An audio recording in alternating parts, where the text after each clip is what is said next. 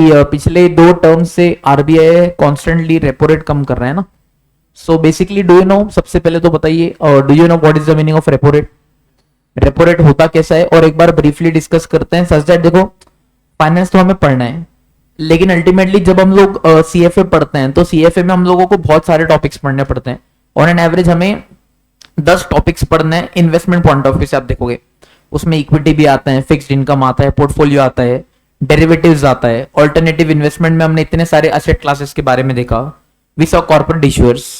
तो अल्टीमेटली क्या होता है ना कि जो रेपो रेट होता है, बेसिकली सबसे पहले बताइए what is the meaning of repo rate? Interest rate. जैसे आप सबको पता है कि RBI is nothing but it is the bankers bank. तो हम लोगों को अगर फंडिंग रिक्वायरमेंट होती है, हम लोग पैसा जाके बोरो किससे करते हैं? बैंक के पास। या हम लोगों के पास अगर सेविंग्स पड़ी होती हैं तो हम अपनी सेविंग्स को एज अ सेफ मोड में अगर कहीं पे डिपॉजिट करना चाहते हैं तो हम लोग कहां पे जाके कर सकते हैं? बैंक में कर सकते हैं। ठीक उसी तरीके से बैंक के लिए अगर आप देखोगे तो जो एज अ कस्टमर हम लोग पैसा बैंक में डिपॉजिट रखते हैं, that for the bank is a liability. And जो बैंक लोगों को पैसा लेंड करता है, that for the bank is known as an asset. अब रिसेंट टाइम्स में अगर आप देख रहे हो तो रिसेंट टाइम्स में आप मुझे बताइए, जैसे हमारे पापा दादा के समय थे, उस टाइम पे अगर आप किसी को भी इन्वेस्टमेंट के लिए कहो तो द प्राइमरी पहला जो उनके दिमाग में ख्याल आता था कि पैसा कहां पे लगाना है, दैट इज एफडी कर दो। पहला उनके दिमाग में ख्याल आता था एफडी कर दो, बिकॉज एट दैट टाइम सबसे पहले तो जो बाकी मोड्स ऑफ इन्वेस्टमेंट है, कॉर्पोरेट बॉन्ड्स हो गए, मोस्ट इंपॉर्टेंटली द सबसे ज्यादा फेमस आज के तारीख में जो asset class that is equity हो गया या ऑल्टरनेटिव इन्वेस्टमेंट हो गया। पहली बात तो लोगों को उसके बारे में इतना अवेयरनेस नहीं था, एंड मोस्ट इंपॉर्टेंटली अगर मैं अवेयरनेस से ज्यादा बात करूं तो लोग उतना रिस्क लेने के लिए तैयार नहीं थे। बट जैसे टाइम चेंज, लोगों ने स्टॉक मार्केट का क्या रिटर्न्स हो सकता है उसको देखा, उसको जाना, एंड आज के तारीख में जब हम लोगों की जनरेशन में, अब आज के तारीख में जैसे व्हेन आई स्टार्टेड अर्निंग, तो the first thing that I did was कि मेरे को एसआईपी करना है। ऑब्वियसली बोला जाता है कि आपको एक सेफ्टी नेट क्रिएट करके रखना चाहिए। मान लीजिए मेरा महीने का खर्चा 50,000 रुपए, सो इट्स टोल्ड कि 6 महीने या ऑन द सेफर साइड 1 साल का। तो मान लीजिए मैंने पहले 5 लाख रुपए का मेरा एफडी बना के रख दिया है कि इन एनीवेज ये पैसा मैं कभी भी निकाल सकता हूं। लोग बोलते हैं नॉर्मली एफडी लिक्विड नहीं होती है, but it's a liquid assets. आप आज के तारीख में रिक्वेस्ट डालो, obviously certain amount of interest जो भी पोर्शन होता है वो आपका डिडक्ट करते हैं, बट आप तुरंत पैसा निकाल के रख सकते हो। तो one safety that you get there is कि प्रिंसिपल तो कम होने नहीं वाला है, एंड इंटरेस्ट का रेट चाहे आपको कम मिलेगा, you will get hardly 5 to 6%। उसमें भी अगर आपकी एज ज्यादा है या अगर आप एफडी ज्यादा टर्म के लिए रखते हो तो सर्टेन बैंक है जो आपको 6.5, 7.5% तक ऑफर करती है, but that's a rare chance. Normally you can consider कि 6% पे आपको ऑफर किया जाता है, लेकिन टू द कॉन्ट्रेरी आप पैसा स्टॉक मार्केट में लगाते हो तो यू कैन कंफर्टेबली अर्न 12%। कोई स्टॉक में कम कमाओगे, कोई स्टॉक में ज्यादा कमाओगे, लेकिन अगर मार्केट एज अ होल को कंसिडर करना है तो you can consider Nifty as a parameter. Nifty as a parameter आप देखते हो या सेंसेक्स एज अ पैरामीटर देखते हो, तो पिछले 40 सालों में from the date it started, लगभग 100 पे निफ्टी स्टार्ट हुआ था, 100 पे सेंसेक्स स्टार्ट हुआ था। आज की तारीख में आप देख सकते हो तो निफ्टी का सीएजीआर लगभग सीएजीआर 2 होता है, दैट इज कैपिटल क्या बोलता है, कंपाउंडेड एनुअल ग्रोथ रेट। तो निफ्टी का CAGR is somewhere close to 12 to 13%। Sensex का सीएजीआर ज्यादा है, इट्स क्लोज टू 15 और 16%। लेकिन अगर आप नॉर्मली देखोगे तो सीएजीआर जो है, अगर आप 12% से निफ्टी बढ़ रहा है तो आपको एक चीज जाननी पड़ेगी कि ये जो 12% से ग्रोथ है, इसमें अभी तक कंपनी के डिविडेंड्स कंसिडर नहीं हुए हैं। कंपनी के स्टॉक का प्राइस बढ़ता है, वो तो शेयर होल्डर के लिए रिटर्न है, लेकिन कंपनी का स्टॉक का प्राइस बढ़ने के साथ क्या कंपनी अपने इन्वेस्टर को डिविडेंड भी देती है? यस। तो अगर मान लीजिए 12, 12.5% रिटर्न साल का कौन दे रहा है? स्टॉक दे रहा है। कैपिटल एप्रिसिएशन से 1 या 2% आप कमा ले रहे हो by the way of dividend, या by the way of dividend कमा रहे हो, बोनस कमा रहे हो, एनीवे से आप वो कमा ले रहे हो, तो अल्टीमेटली आप 15% मार्केट में कमा रहे हो। तो इसीलिए लोग आज के तारीख में ज्यादा से ज्यादा पैसा स्टॉक मार्केट में डालते हैं। एफडी में जो है, मेरे जो दोस्त है बैंक में काम करते हैं, वो आज की तारीख में यही बोलते हैं कि साला लोग आज की तारीख में बैंक में पैसा रख ही नहीं रहे। बैंक कॉल कर करके थक जाता है, एफडी रखो, एफडी रखो, एफडी रखो। वो तो जब मार्केट का सेंटीमेंट खराब होता है, जैसे रिसेंट टाइम्स में जब मार्केट गिर रहा था, उस टाइम पे लोगों ने एज ए सेफ्टी क्वेश्चन लोग पैसा क्या करते हैं, एफडी में डालते हैं। लेकिन सेफ्टी क्वेश्चन में भी रिसेंट टाइम्स में क्या हुआ कि बहुत सारे लोग rather than opting for FD, बहुत सारे लोगों ने अपने पैसा गोल्ड में पार्क किया। इसीलिए आप देखते हो कि पिछले एक साल के अंदर गोल्ड के प्राइसेस भी ड्रास्टिकली बढ़े हैं। But in the future I am expecting कि थोड़ा तो स्लो डाउन होगा, लगभग 80 तक आ सकता है, लेकिन बहुत ज्यादा आप गिरेगा उसको एक्सपेक्ट नहीं कर सकते हो। अब देखो होता क्या है कि बैंक की मान लीजिए बैलेंस शीट है, बैंक की बैलेंस शीट में आपके बैंक कमाएगा कैसे, जब बैंक लोगों को पैसा लेंड करेगा उनसे इंटरेस्ट कमाएगा। लेकिन बैंक को पैसा चाहिए, बैंक को पैसे लाने के दो सोर्सेज है, या तो लोग उसके पास डिपॉजिट रखें, लेकिन अगर बैंक के पास डिपॉजिट्स आ ही नहीं रहे हैं तो बैंक लेंड करने के लिए पैसा कहां से लाएगा, ऑब्वियसली या तो bank will go towards other bank, लेकिन other bank peer to peer lending में ज्यादा रेट ऑफ इंटरेस्ट ऑफर करती हैं, बिकॉज दूसरे बैंक को भी तो कमाना है। सो द फर्स्ट रिजॉर्ट जिसके पास बैंक जाता है इज आरबीआई। अब आरबीआई ऑब्वियसली जब पैसा देता है तो आरबीआई फ्री में तो नहीं देगा, आरबीआई भी कुछ ना कुछ कमाएगा। तो आरबीआई जिस रेट पे पैसा लेंड करता है किसे, बैंक्स को, that is known as the repo rate. अब अल्टीमेटली आज के तारीख में बताइए what is the effective repo rate, कितना हो गया अभी, रेपो रेट कितना हो गया गिरने के बाद? एक सेकेंड ना, मैं एक बार चेक करता हूं एग्जैक्ट कितना है, ठीक है।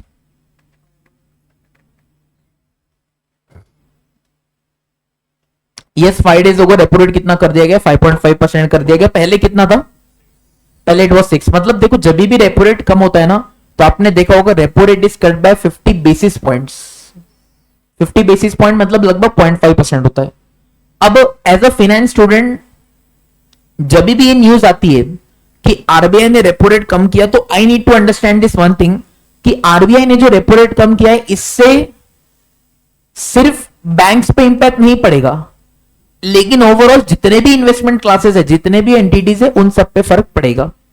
तो एज अ फाइनेंस स्टूडेंट मुझे समझना चाहिए कि सारे असेट क्लासेस पे इंपैक्ट क्या पड़ेगा। सबसे पहले आप मुझे बताइए कि अगर बहुत सारे लोन्स क्या होते हैं ना, कि आप मुझे बताइए बैंक ने पैसा आरबीआई ने पैसा किसको दिया, बैंक को। बैंक पैसा किसको देता है, कस्टमर्स को। अब बैंक जो कस्टमर्स को मनी ऑफर करता है, दो ऑप्शंस होते हैं, या तो फिक्स रेट पे लोन दे या तो फ्लोटिंग रेट पे लोन दे। मेजरली आप मुझे बताइए बैंक्स के पास जब भी कोई भी बिजनेस ऑर्गेनाइजेशन या कोई भी कंज्यूमर लोन लेने जाता है तो फंड्स आपको एट फिक्स रेट मिलते हैं या एट अ फ्लोटिंग रेट मिलते हैं? फ्लोटिंग रेट मिलते हैं। बिकॉज फ्लोटिंग रेट क्यों दिया जाता है, बिकॉज बैंक्स भी अपने ऊपर रिस्क नहीं रखना चाहती हैं। अल्टीमेटली देखो बैंक के लिए क्या होगा ना, बैंक क्या बोलेगा, मान लीजिए मुझे आरबीआई से पैसे आ रहे 5.5% से, बैंक बोल रहा है कि मुझे अपना 3% मार्जिन कमाना है। तो बैंक से पैसा आ रहा था आरबीआई से 5.5% पे आ रहा था, बैंक खुद का मान लीजिए 3% का मार्जिन कमाएगी, बैंक आपको 8.5% पे लेंड करेगी। अब अगर मान लीजिए आज मैं लोन लेता हूं 10 सालों के लिए और बैंक मुझे फिक्स रेट पे लोन ऑफर करती है, तो इस केस में क्या होता है ना, बैंक के लिए एक रिस्क होता है।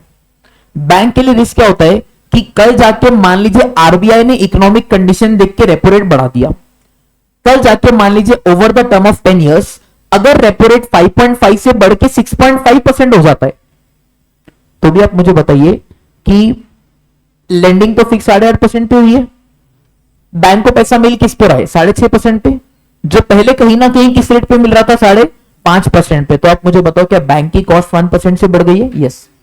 अगर बैंक की कॉस्ट 1% से बढ़ गई है तो क्या बैंक का जो मार्जिन है वो 1% से कम हो गया? तो बैंक जो पहले 3% का ओवरऑल मार्जिन कमाता था, आज की तारीख में बैंक वो मार्जिन कितना कमाता है, 2%। एंड बैंक ये रिस्क बेयर नहीं करना चाहता। देखो बोथ वेज है, अगर रेपो रेट कल गिर गया तो बैंक को फायदा भी होगा, लेकिन बढ़ गया तो बैंक को नुकसान भी होगा। बैंक क्या बोल रहा है, बैंक बोल रहा है कि चाहे फायदा हो चाहे नुकसान हो, I do not want to be in a position of risk reward. मैं ये सारा का सारा रिस्क किसको ट्रांसफर करना चाहता हूं, कस्टमर को, कि अगर रेपो रेट बढ़ेगा तो कस्टमर का बोरोइंग रेट बढ़ेगा, अगर रेपो रेट गिरेगा तो कस्टमर का फायदा है, कस्टमर का जो बोरोइंग रेट है वो भी क्या होगा, गिरेगा। तो अगर रेपो रेट गिरता है तो इकोनॉमी पे क्या क्या इंपैक्ट पड़ता है? पहला इंपैक्ट क्या होता है, the first is lower borrowing cost. आप मुझे बताओ क्या लोन लेना सस्ता हो गया? अब आप मुझे बताओ लोन लेना सस्ता हो गया, इसकी वजह से ज्यादा लोग लोन लेने के लिए मोटिवेट होंगे या नहीं होंगे? मोटिवेट होंगे।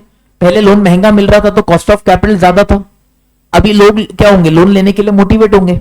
तो क्या लोग बिजनेसेस के लिए लोन लेंगे? यस। अब लोग बिजनेसेस के लिए लोन लेंगे तो वो पैसा कहां पे लगेगा? डेवलपमेंट में लगेगा, एक्सपेंशन में लगेगा। क्या उसकी वजह से इकोनॉमी ग्रो होगी? यस। सेकेंडली, अगर मैं कंज्यूमर हूं, मान लीजिए पहले मैं कार लेने जा रहा था, पहले मैं घर लेने जा रहा था, लेकिन इंटरेस्ट कंपोनेंट बहुत ज्यादा होने की वजह से मैंने बोला लोन मुझे नहीं चाहिए, लेकिन अभी इंटरेस्ट रेट सस्ता हो गया, अब क्या मैं घर लेने की कोशिश करूंगा? यस।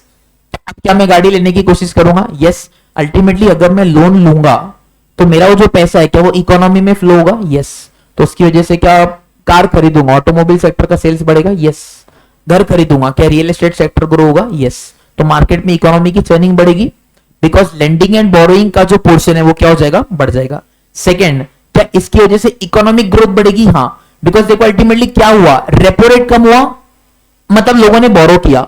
अगर लोगों ने बोरो किया तो लोगों के हाथ में पैसा आया, लोगों के हाथ में पैसा आया तो लोगों की स्पेंडिंग कैपेसिटी बढ़ी। अगर लोगों की स्पेंडिंग कैपेसिटी बढ़ेगी तो क्या मार्केट में सारी चीजों का डिमांड बढ़ेगा? यस। और अगर मार्केट में सारी चीजों का डिमांड बढ़ेगा तो क्या ओवरऑल इकोनॉमी, ओवरऑल जीडीपी में ग्रोथ होगा? यस। तीसरा चीज क्या हो सकता है? It also leads to stock market boost. Stock market boost मतलब क्या? रेपो रेट कम हो गया है तो अगर बैंक आपको लोन दे सस्ता रहा है तो मान लीजिए पहले आपको एफडी पे 6% मिलता था, अभी आपके एफडी के रेट भी तो कम हो जाएंगे। अगर एफडी के रेट कम हो गए तो आप एफडी में पैसा डालने के लिए मोटिवेट हो गए कि उल्टा डिमोटिवेट हो गए? डिमोटिवेट हो गए। अब अगर मैं एफडी में पैसा नहीं डालूंगा तो वही पैसा मैं कहीं और पार्क करूंगा, ऑल्टरनेटिव इन्वेस्टमेंट में करूंगा, गोल्ड में करूंगा, कमोडिटीज में करूंगा, स्टॉक्स में करूंगा, कंपनी के बॉन्ड्स में करूंगा, तो क्या ओवरऑल स्टॉक मार्केट को भी बूस्ट मिलेगा? और अल्टीमेटली हमको पता है कि जो भी स्टॉक मार्केट होते हैं, जो भी स्टॉक्स होते हैं, उनका प्राइस कैसे डिमांड डिसाइड होता है? By the factors of demand and supply. लोगों के हाथ में पैसा आएगा, ज्यादा से ज्यादा लोग खरीदेंगे, स्टॉक्स का डिमांड बढ़ेगा, स्टॉक का प्राइस बढ़ेगा। क्या स्टॉक मार्केट भी बूस्ट होगा? यस। चौथा क्या है? Weaker saving returns. अब ऑब्वियसली लोग एफडी में सेव करेंगे क्या? नहीं, बिकॉज जिन लोगों ने अपना पैसा एफडी में रखा है, बैंक ने अगर लेंड फ्लोटिंग रेट पे किया था तो बैंक ने बोरो भी तो फ्लोटिंग रेट पे किया होगा। तो मेरा एफडी अगर 6% पे था, अगर मान लो ऊपर से रेट कम हो गया तो बैंक मुझे अभी एफडी पे 6 नहीं देगा, 5.5% देगा। तो क्या मेरा सेविंग के रेट वहां पे भी कम हो गया? यस। सेकेंड, आप मुझे बताओ क्या इन्फ्लेशन भी बढ़ेगा? आप मुझे बताओ, रेपो रेट कम हो रहा है मतलब लोगों के हाथ में पैसा आ रहा है। अगर लोगों के हाथ में पैसा आ रहा है तो क्या अभी ज्यादा से ज्यादा लोग चीज खरीदने की कोशिश करेंगे? यस। अगर ज्यादा से ज्यादा लोग खरीदने की कोशिश करेंगे तो आप मुझे बताओ क्या इन्फ्लेशन भी बढ़ेगा? यस, इन्फ्लेशन पे इंपैक्ट होता है। देन देयर आप मुझे बताइए क्या करेंसी पे भी इंपैक्ट पड़ेगा? नहीं, वो तो मैंने ओपन नहीं किया। आप मुझे बताओ क्या करेंसी पे भी इंपैक्ट पड़ेगा? रुपी डॉलर को जब आप कंपेयर करोगे क्या करेंसी पे भी इंपैक्ट पड़ेगा? आप मुझे बताइए कि करेंसी क्या होगी। मान लीजिए इंडिया का रेपो रेट कम होता है तो इंडिया की करेंसी विल एप्रिशिएट और इंडिया की करेंसी विल डेप्रिशिएट। डेप्रिशिएट होगी। क्यों डेप्रिशिएट होगी बेटा? देखो अल्टीमेटली अगर मेरा लॉजिक बताओ, अगर मेरा रेट ऑफ इंटरेस्ट कम हो गया तो रेट ऑफ इंटरेस्ट कम होगा तो क्या बाहर के लोग मेरे बॉन्ड्स में इन्वेस्ट करेंगे कि नहीं करेंगे? नहीं करेंगे। बोलो हाँ है ना? लोग बाहर के मेरे बॉन्ड्स में इन्वेस्ट करेंगे कि नहीं करेंगे? नहीं करेंगे। अब अगर लोग, यूएस का आदमी रुपी खरीदता क्यों था? रुपी बॉन्ड्स खरीदने के लिए। लेकिन अगर रुपी बॉन्ड्स का यील्ड कम हो गया तो यूएस का बंदा रुपी के बॉन्ड्स खरीदेगा क्या? नहीं। तो वो रुपी का डिमांड गिरेगा। अगर रुपी का डिमांड गिरेगा तो रुपी भी क्या होगा बेटा? डेप्रिशिएट होगा। रुपी क्या होगा? डेप्रिशिएट होगा। क्या ये इंपैक्ट होगा? सेकेंडली, रियल एस्टेट जो होता है, हाउसिंग सेक्टर जो होता है, क्या उसमें डिमांड बढ़ेगा? यस। सेकेंडली, गवर्नमेंट की जो बोरोइंग है वो क्या हो गई बेटा? सस्ती हो गई। गवर्नमेंट की बोरोइंग है वो क्या हो गई बेटा? सस्ती हो गई है। बोलो हाँ है ना? तो ये बहुत सारे के सारे क्या बोला जाता है ना कि जनरली रेपो रेट को कट क्यों किया जाता है? अगर हम लोग इकोनॉमिक एक्टिविटी को सिमुलेट करना चाहते हैं, अगर हम लोग इकोनॉमी को आगे लेकर जाना चाहते हैं, इसके लिए। इसीलिए आप देखोगे कि जो भी डेवलप्ड कंट्रीज है, you can take the example of US. US में हार्डली ये जो लेंडिंग रेट्स होते हैं ना, वहां पे लेंडिंग रेट्स बहुत कम होते हैं। आप वही लोन इंडिया में लेने जाओगे 10% पे मिलेगा, वही लोन आपको यूएस में 2% पे मिलता है। एक टाइम पे तो कोविड के टाइम पे ऐसा हो गया था कि लेंडिंग रेट्स नेगेटिव में चले गए थे। लेंडिंग रेट्स नेगेटिव में चले गए थे मतलब क्या? अगर मुझे उधार लेना है तो उधार मुझे लेने के लिए बैंक मुझे बोल रही थी कि तुम उधार भी लो और तुम उस पर कुछ पैसा एक्स्ट्रा भी लेके चले जाओ। उसके लिए भी बहुत सारे फैक्टर्स होते हैं। तो अल्टीमेटली क्या बोला जाता है कि जब भी रेपो रेट बढ़ता है या जब भी रेपो रेट गिरता है तो उसका इंपैक्ट ओवरऑल इकोनॉमी पे होता है, सारे के सारे एसेट क्लासेस पे होता है। मी एज ए स्टूडेंट मुझे क्या करना चाहिए, एनालाइज करना चाहिए इसके बेसिस पे कि मैं रेपो रेट में चेंजेस देख के देख सकता हूं कि गवर्नमेंट किस डायरेक्शन में जा रहा है। एक तरीके से रेपो रेट का गिरना इज अ गुड सिग्नल। एक तरीके से रेपो रेट का गिरना इज ए सिग्नल कि हां इंडिया में जीडीपी बढ़ने वाला है, इंडिया में स्टॉक मार्केट्स में ग्रोथ आने वाला है, इंडिया में बाहर से पैसा आने वाला है। तो एक तरीके से इट्स अ सिमुलेटर कि फ्यूचर में इकोनॉमिक ग्रोथ होने वाला है। ठीक है, बाकी जो रिलेशनशिप्स विद द इन्फ्लेशन है, कंजम्पशन है, सेविंग्स है, वो सारी चीजें तो है। ठीक है, so I think that was basic it है ना कि क्या डिफरेंस होता है।